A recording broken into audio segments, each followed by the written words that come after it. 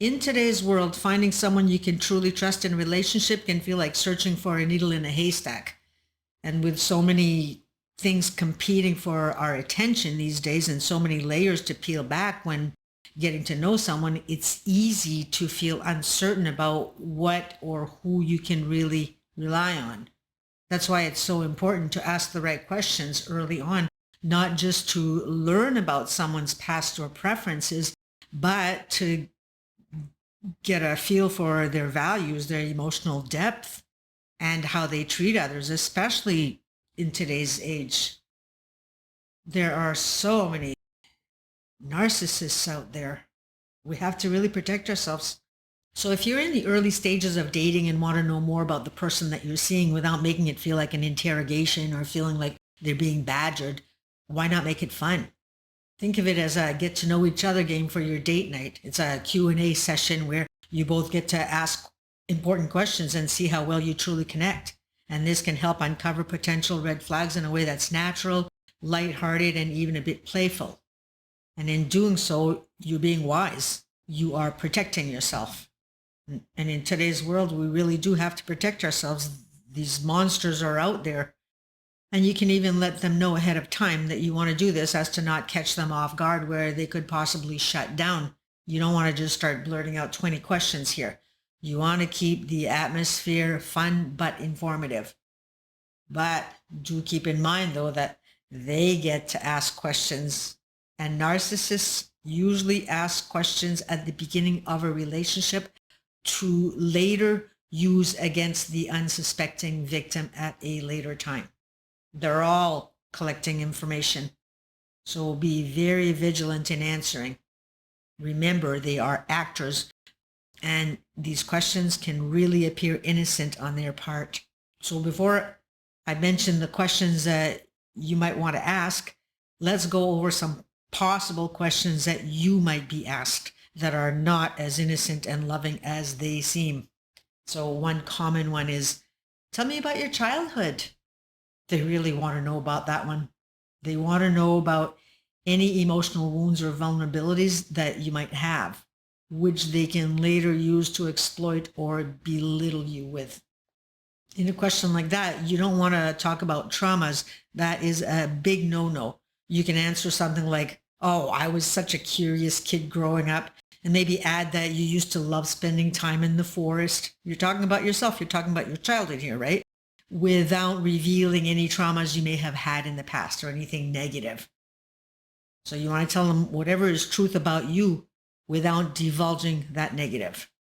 And if they dig deeper and ask you what your father was like, for example, which they most likely will, you don't want to say that he left or that he yelled a lot. You can always say something like, he was a free-spirited man, or is, or he's the type of person who really goes after what he wants. See the wordplay here? Another question they might ask is, what is your biggest fear? They really like that question. Knowing your fears allows them to trigger them when it benefits them or allows them to use your vulnerabilities against you. So you don't want to say that you fear failure or abandonment. Say something like, storms. I fear storms. I'm really afraid of lightning. And look sincere. And also take note that when it comes to your turn to ask questions, you might just get the same types of responses. So you'll want to pay attention to their body language at that point, because they too are doing like you, right? They're being careful crafting their answers. So, and I think I'll do that in my next video on just that body language. But regardless, you'll most likely get only half truths from them. But the thing is that you aren't there to get clear-cut answers. You're asking questions to see if you can detect any possible red flags that might instinctively tell you to proceed with caution. And don't forget to use your intuition. That's a huge gift that we were blessed with coming to this earth. So use the gift. If a response feels off, don't ignore that. Anyway, back to other common questions that they could ask. What happened in your past relationships? We weren't a good match. We didn't see eye to eye. We had different goals. We moved to different cities. You don't want to reveal anything that would indicate a toxic relationship. And I'm not saying to lie, but just use a play of words. What's your biggest dream or goal? Again, don't get too personal. Here's a good one. What's the worst thing that you've ever done? A question like that might be framed as curiosity, but it's a way to get you to reveal guilt or shame that can later be used to guilt trip or control you. These types of questions help narcissists form a database, a mental database of your vulnerabilities, desires, and weaknesses.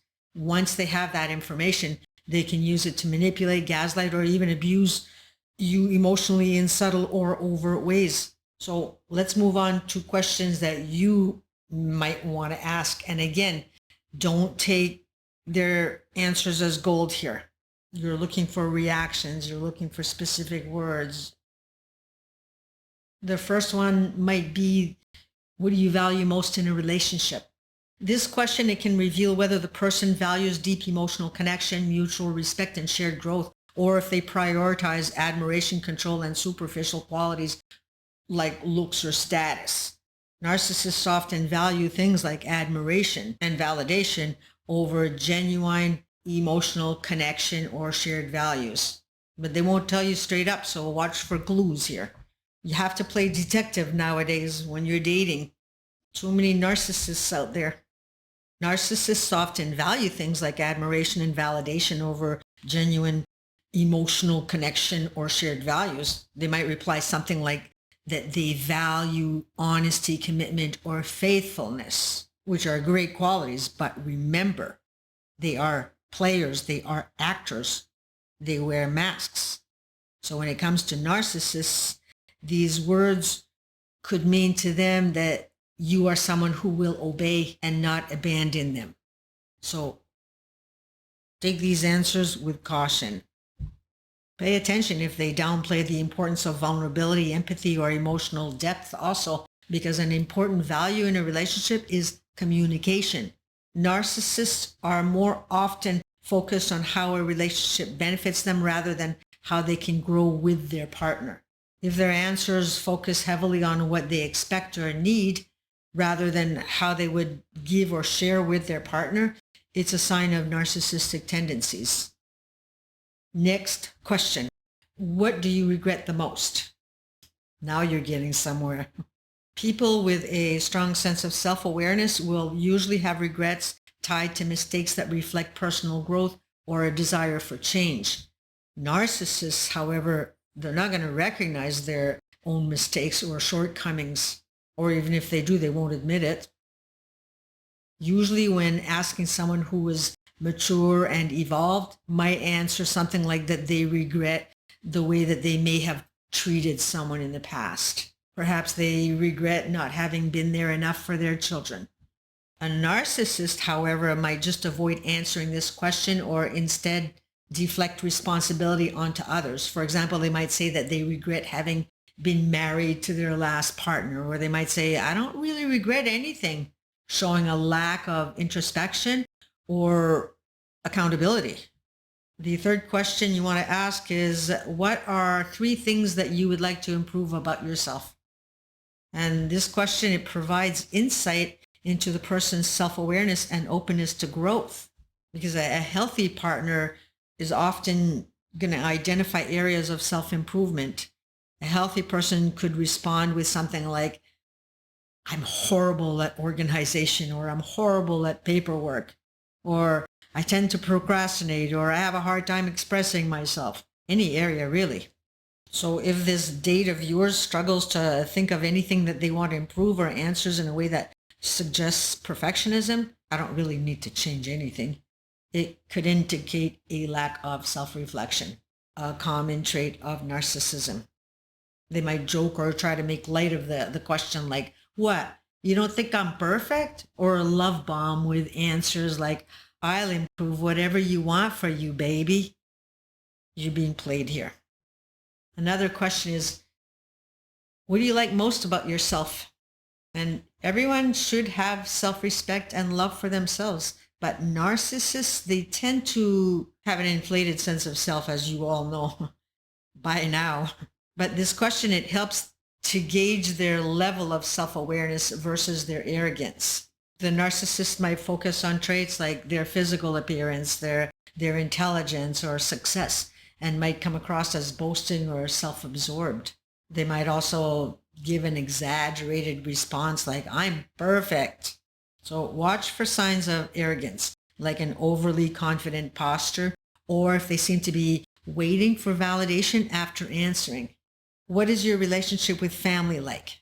And go through individual parents and siblings. And this question, it offers insight into their family dynamics and whether they have a healthy, balanced approach to relationships. Because narcissists, they often have strained or dysfunctional family relationships due to their self-centeredness. A lot of times when you're amongst family, you'll notice that they just sort of put up with them. A narcissist might describe their family in negative terms, blaming others for family issues or avoiding accountability. They could also idealize one parent while dismissing the other, or show no empathy toward family members. And they might have reason for not having a good relationship with their family. It doesn't mean they're narcissists. They could have been abused themselves. But we're just saying this is a red flag to just pay attention, to just slow your roll here. They might also avoid the question altogether by saying something like, we were never really close, or we live far away from each other and never get to see each other. And that could possibly be a lie. Or they're leaving out details. It could be truth, but they're leaving out details. Tell me about your best friend. Narcissists, they often have only superficial or one-sided relationships when it comes to friendships. All relationships, actually. Healthy people value deep emotional bonds and the mutual respect that comes with friendships. Narcissists might talk about their friendships in a way that showcases how their friendship benefits them. Like, they're always there for me. I really like that, right? Or how their friends admire them. The last narcissist in my life, and yes, I've had a few before learning about these characters. Anyway, he used to respond that way every time that I asked him how his new job went. He could never keep a job, or any encounter, actually. His response was always, they really like me. It was never, I really like these people. Always, they really like me. It's like we're dealing with 5-year-olds.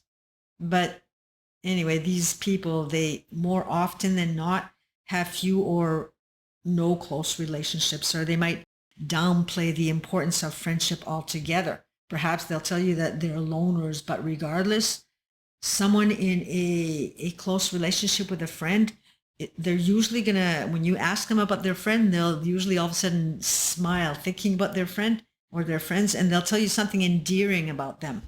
It'll just come natural.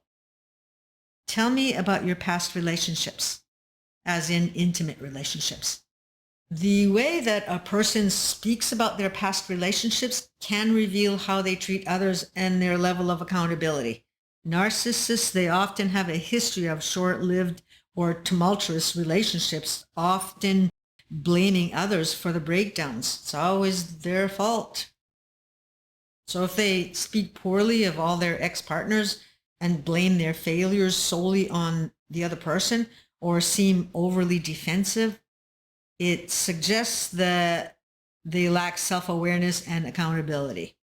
It strongly suggests. Narcissists, they have a pattern of failed relationships because they fail to recognize their own role in conflicts.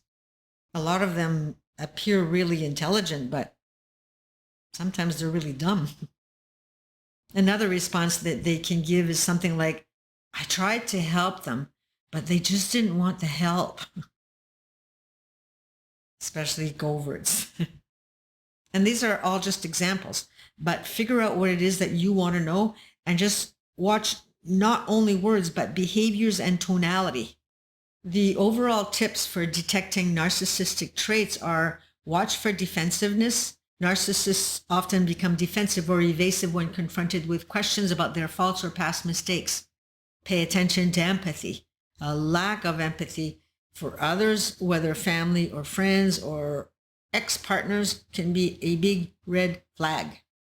And important here, body language cues. Pay attention to gestures like self-praise, posture that exudes superiority, or lack of eye contact during vulnerable questions. Overemphasis on validation. Narcissists often seek constant praise and admiration, so if their answers reflect that, it's worth noting. So by asking these questions and observing both verbal and nonverbal responses, you can gather clues about their character and potentially identify red flags related to narcissism.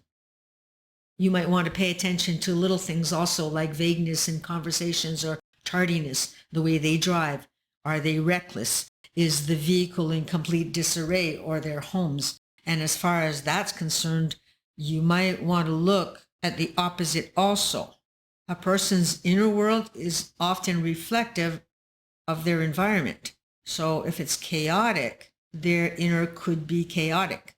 But then if it's over the top organized, that also could indicate someone who is overly controlling.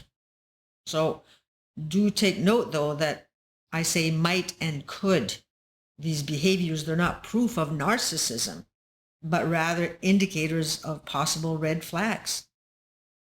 I mean, a person who's messy, has a messy place might be maybe an artist, for example, or a person that's super organized, that might be just a talent that they have. But because of today's world, we really have to pay attention to everything first. We have to really look before we leap. The difference between a happy, healthy future with a partner and a lifetime of abuse can be determined in how long you take in getting to know someone. And even more important, how well you know yourself. What makes you tick? What do you value? That's where we have to, that's where we should all go first. So I will leave it at that, and we shall see you in the next video. Hopefully anyway. Bye for now.